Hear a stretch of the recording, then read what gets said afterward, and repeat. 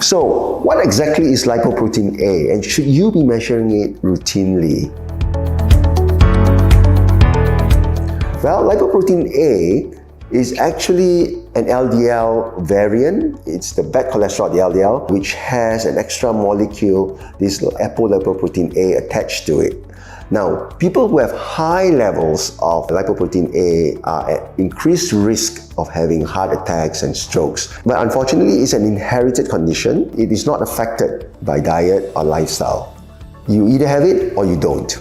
So it's not a test that I actually would do routinely, partly because A, there's no modifiable factors that you can do to reduce it, and B, there are no treatments available for treating high lipoprotein A, although there are studies currently, research ongoing drugs which may reduce high lipoprotein A in future, but it's not commercially available as yet.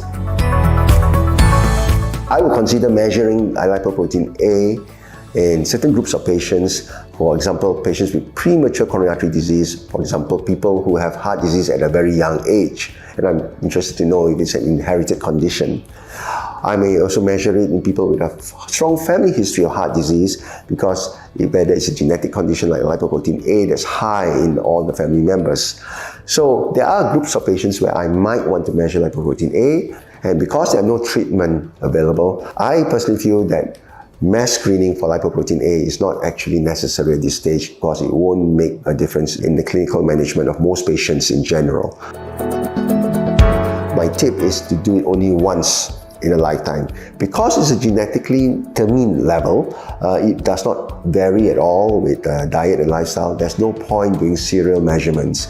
So there are some people who advise checking it once a lifetime just to see your risk profile, but it's not a test like your LDL cholesterol or your good cholesterol where you can change your diet and monitor regularly.